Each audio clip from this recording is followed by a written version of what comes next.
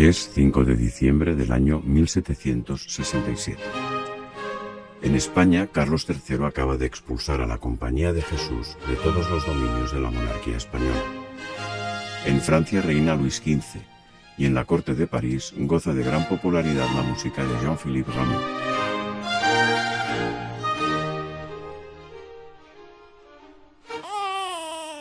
En Beñó, un minúsculo pueblecito de la Bretaña, a poco más de un tiro de piedra de la villa natal de San Luis de Montfort, el llanto de un recién nacido anuncia la llegada del segundo hijo del matrimonio de una familia dedicada a la agricultura y la ganadería, modesta pero relativamente acomodada para los tiempos que corren. De acuerdo con la costumbre, el niño es bautizado ese mismo día y recibe el nombre de Gabriel. Tiene una hermana mayor, Mathurin Jeanne, y le seguirán otros dos, Anne-Marie y Michel. El nacimiento de este último, en 1773, costará la vida de la madre cuando Gabriel tiene apenas 6 años. No se conocen detalles destacables de su infancia. Se sabe que empieza a asistir regularmente a la pequeña escuela del pueblo a edad muy temprana, y cuando ya ha aprendido a leer, escribir y contar, su padre le confía el cuidado del ganado.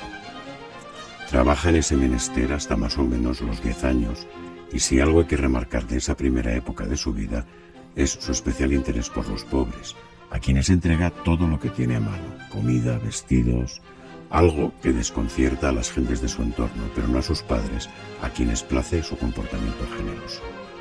Lo que Gabriel da por la puerta vuelve a entrar por la ventana, afirman. Hacia los 10 años, todavía cuidando del ganado, parece que insinúa cierta inclinación por el sacerdocio, lo que, unido a su manifiesta agudeza intelectual mientras se prepara para la primera comunión, hace que su padre le confíe a los cuidados del párroco Girard de Saint-Malo de Beñó, donde aprende los rudimentos del francés y del latín. Allí permanecerá hasta 1782, cuando es admitido en el Seminario Menor de Saint-Servais, dirigido por los padres lazaristas. En Saint-Servais, un seminario que después se convirtió en cuartel militar a partir de la Revolución Francesa, permanece hasta 1787, formándose en humanidades y filosofía. Nunca habló de sus éxitos allí, aunque hay testimonios de notas elogiosas de sus profesores y de menciones de honor en cada curso.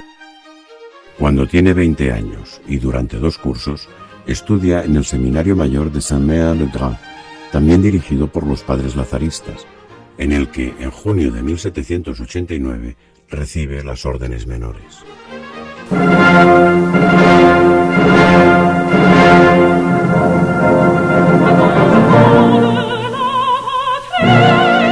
La Revolución Francesa provoca el cierre del seminario, y Gabriel se ve obligado a unas largas vacaciones en casa de su primo Guillaume, que es párroco en la población de Verger, cerca de Rennes, donde continúa con sus estudios como seminarista. Su estancia le da también la oportunidad de conocer las gentes y los lugares más recónditos del país. En el año 1790, la Asamblea Constituyente Revolucionaria decreta la Constitución Civil del Clero, y con ella la abolición de todo tipo de estatus especial o privilegio de sus miembros y la incautación de todos los bienes de la Iglesia. Todos los miembros del clero están obligados a jurarla, pero el Papa Pío VI prohíbe ese juramento y exige la retractación a los que ya lo han hecho, todo ello en secreto, naturalmente. Gabriel, como diácono, no está obligado a jurar, pero se convierte en un activo agente difusor del comunicado papal entre clérigos y laicos y actúa como enlace entre los diversos obispos escondidos por el país. Pasados ya 3 años desde el cierre del seminario, y viendo que tal como están las cosas no podrá progresar más allá del diaconado, tiene la idea, junto con 2 antiguos condiscípulos del seminario, de marchar a Inglaterra, donde se han refugiado muchos de los obispos que han escapado del terror revolucionario. Emprenden viaje, pero el mal tiempo les conduce hasta la pequeña isla de Jersey, donde Gabriel encuentra a Monseñor Le Mintier, obispo de Tréguier, que se encuentra allí refugiado y que en ese mismo año y lugar le ordena sacerdote. Consciente de su ministerio y del deber de entrega a los demás que implica, una semana después de ser ordenado, Gabriel decide volver a Francia, sabedor de la angustia que siente su gente, la población bretona. Sabe perfectamente los riesgos que corre, que los delatores son muy numerosos y que la prisión, el exilio e incluso la guillotina esperan a los sacerdotes denunciados.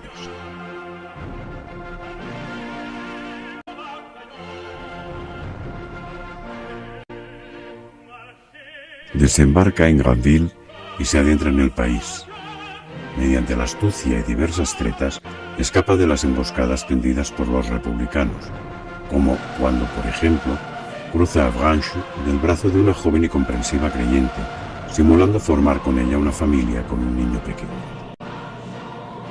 Desde 1792 hasta 1801, y bajo el seudónimo de Grand-Pierre, el joven sacerdote de inicia su ministerio de clérigo proscrito, y se convierte en el líder de otros compañeros que, como él, recorren de noche los campos, reuniendo a los fieles en los graneros para la celebración de los sacramentos. En muchas ocasiones escapa por muy poco de los gendarmes y soldados que intentan, con especial ahínco, cazar al jefe del grupo. Es un tiempo en que el servicio de las almas exige un coraje realmente heroico, especialmente en Bretaña, donde se han concentrado los esfuerzos de los republicanos para vencer el carácter obstinado de sus habitantes.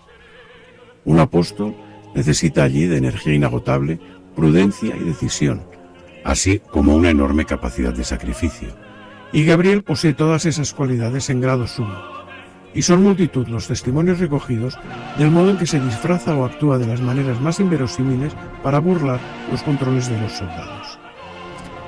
Uno de sus biógrafos escribe: "No creemos equivocarnos al afirmar que el hombre de Dios que era de nunca gozó de una alegría mayor ni tan inalterable como durante todos estos años en los que tantos corazones estaban helados del pavor que experimentaban. Su entrega por la salud de las almas no tenía límites y se sometía con alegría a todas las consecuencias de su sacrificio, siempre dispuesto a volver a empezar".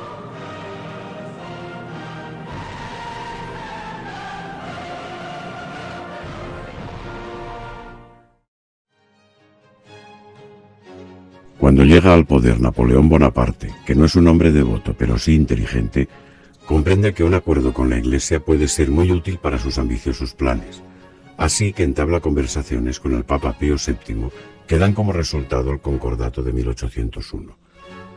Legalizada la situación del clero, hay que empezar a reconstruir una iglesia depauperada por los 10 años del terror.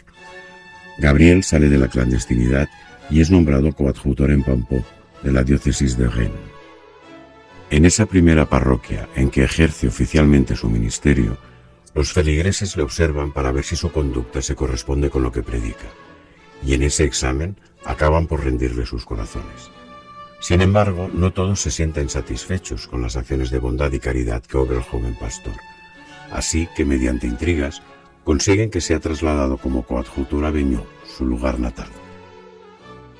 Ya en su nuevo destino, Gabriel se siente desconcertado. Beñó pertenece a la diócesis de Vannes y no entiende el motivo si antes pertenecía a Rennes. Es una cuestión puramente formal, pero que le incomoda. Así que decide ir a Vannes para obtener del obispo el permiso para reintegrar Beñó a la diócesis de Rennes. Monseñor de Pansemont, obispo de Vannes, que tiene información muy elogiosa sobre Gabriel, le recibe con grandes muestras de estima, pero en lugar de acceder a su petición, le pide que se quede en Vannes, en el obispado. Aunque su deseo es regresar rápidamente a su parroquia y continuar su trabajo, Gabriel obedece y acepta, asumiendo esta disposición como una orden del cielo. 6 meses más tarde comparte su responsabilidad en el obispado con el cargo de vicario en Beñó y continúa con sus obras de caridad. Monseñor de Pansemont le lleva consigo en casi todos sus recorridos y le hace predicar, a menudo sin haberlo previsto. Siempre sale airoso de esas situaciones. Y igual habilidad muestra también para los asuntos administrativos que resuelve con eficacia. Gabriel recibe de su obispo el encargo de predicar la cuaresma en la catedral, algo que realiza a plena satisfacción de su superior, que decide liberarle del servicio en el obispado y le envía como párroco a Saint-Gildas, una parroquia con 3.000 fieles en la ciudad de Auray. Detalle especial es que le prohíbe cualquier objeción al nombramiento, sabedor de que su deseo es regresar a su pequeño pueblo. Su nueva parroquia ha salido de la revolución sin haber sufrido demasiado, pero en el tiempo del terror la fe de muchos de los feligreses ha palidecido. Para despertar de nuevo la fe se lanza a una actividad agotadora, en que regulariza las situaciones canónicamente ilegítimas ocurridas durante la Revolución, ayuda a la restauración del asilo de ancianos, abre un taller de tejidos en la prisión y los reclusos reciben un salario que va a parar a sus familias. Organiza para los más pobres trabajos de reparación de caminos en colaboración con el ayuntamiento, lo que les proporciona un salario. Su presbiterio se convierte poco a poco en un lugar de acogida, en el que convergen no solo los pobres de la parroquia, sino también de los alrededores. Cuando Gabriel llega a Augué, el colegio municipal está a punto de cerrar. Se hace cargo de la dirección y el número de alumnos pasa de una veintena a 130. En 1807 compra un viejo convento y abre una escuela femenina, cuya gestión encomienda a las Hermanas de la Caridad de San Luis, que así abren su primer establecimiento fuera de su casa madre de Vannes. Es aquí donde en 1818 organizará sus primeros retiros espirituales. En 1811 inaugura la Escuela de Niños de Manega y a base de insistir ante el superior general de los hermanos de las escuelas cristianas, consigue que se le asignen 3 de ellos. Un año después, en 1812, reúne en la Cartuja de Augué a un grupo de personas sordomudas que confía a las hijas de la sabiduría. Hace venir desde París a una experta en lenguaje de sordos para formar nuevas maestras. Más tarde, llegarán para ayudar 2 de los hermanos de Saint-Laurent-sur-Sèvre. En 1815 abre sus puertas la Escuela Eclesiástica de Sainte-Anne-d'Auray, cuya dirección se confía a la Compañía de Jesús y recibe en 1818 el título de Seminario Menor de Sainte-Anne. La gestión de la compra de la finca fue realizada por Gabriel en nombre del obispo. Una prima lejana, Michel Guillaume, le confía su deseo de entrar en la vida religiosa. Él la encamina hacia las Agustinas de Augué para madurar su vocación y completar su instrucción. Posteriormente, la envía a Beñó para abrir una escuela. 2 años más tarde, en 1820, son ya 6 las jóvenes que hacen su profesión religiosa en Beñó. Es el acto de nacimiento de las Hermanas de la Instrucción Cristiana, también conocidas como Hermanas de San Gildas. La nueva congregación acepta en 1826 2 nuevas fundaciones, una en Avesac y otra en Torfou. 8 años más tarde, fallecida ya la fundadora Michel Guillaume, hay en la congregación 70 religiosas repartidas en 14 establecimientos y una treintena de novicias. La congregación de San Gildas, dedicada a la enseñanza, cuenta también con un grupo de hermanas de servicio y, algo poco común, varios hermanos ayudantes.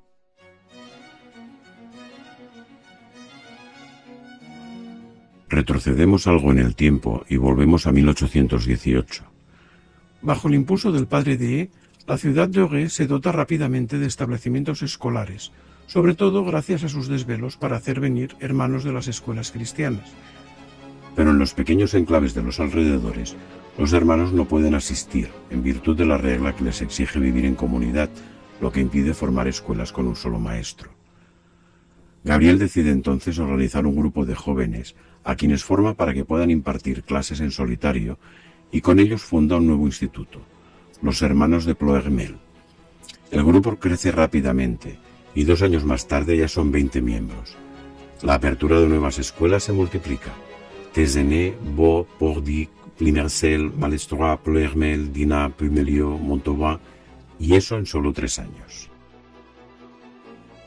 En aquella época, para ser más precisos, en 1819, Gabriel Dé y Jean-Marie de Lamennais, superior general de los hermanos de las escuelas cristianas, firman un acuerdo de unión en virtud de la convergencia de sus proyectos, con el fin de procurar a los niños del pueblo maestros sólidamente piadosos. Poco después se produce un encuentro en que se agrupa a 50 hermanos en presencia de los 2 superiores. Reciben el nombre de Hermanos de la Instrucción Cristiana. 20 de ellos se comprometen por primera vez con el voto de obediencia. El padre Duquesne, superior general de los padres montfortianos, solicita a Gabriel que sea su asistente. Tras su fallecimiento, el obispo de La Rochelle designa a Gabriel como responsable de las congregaciones montfortianas en Saint-Laurent-sur-Sèvre, algo que no acepta de buen grado porque no quiere dejar Auray, pero finalmente obedece. Un mes después, es elegido superior general de los padres montfortianos, que son 7 sacerdotes sin votos y 4 hermanos. Y también es nombrado superior general de las hijas de la sabiduría, 778 religiosas y novicias repartidas en 96 casas. En 1821, Gabriel, junto con 2 novicios de Auray, llegan a Saint-Laurent-sur-Sèvre para hacerse cargo de su nueva función, y son cordialmente acogidos por los padres montfortianos y por las hermanas. Poco después, se les añaden otros 5 novicios de la misma procedencia y algunos más que llegan hacia el fin del verano. Junto a ellos también se incorporan algunos jóvenes de la región.